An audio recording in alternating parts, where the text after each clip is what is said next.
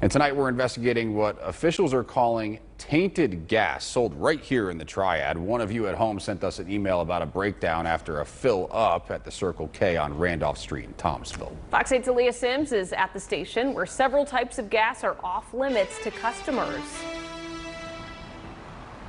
Yeah, Katie, this fuel truck that you see behind me has been here pretty much all day. They're really just working around the clock to try to get this issue resolved. Now, people showing up here are being told that this station is out of gas, but the State Department of Agriculture inspector tells me the reason that we're seeing these yellow bags on the gas pumps is because they found water in the tanks.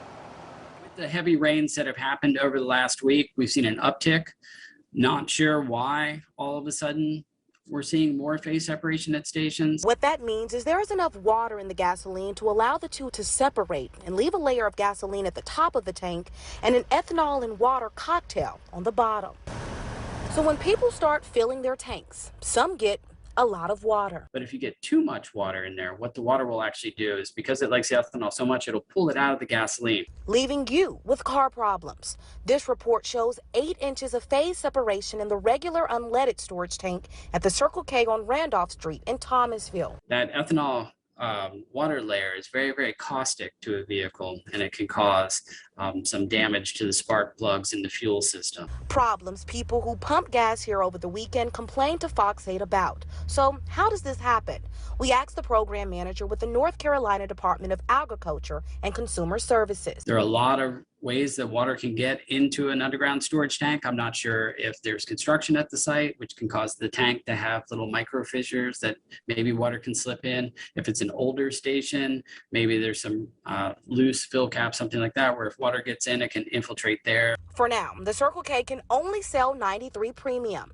An inspector at the station Wednesday found the problem is still being addressed. They're working hard to get it clear so they can sell things, but they're taking it pretty seriously. It was a pretty bad incident. A real pain at the pump for people who now have to spend hundreds of dollars to repair their vehicles. There's a lot of concern that stations are watering down the fuel with the high fuel costs, things like that.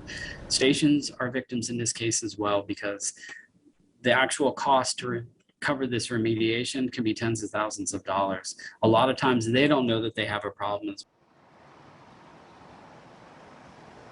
Now, some drivers want the station owner to pay for their repairs. They are not responsible, but if you are trying to get your costs covered, state officials tell me it's a good idea to make sure that you keep a copy of your gas bill as far as your towing and repairs.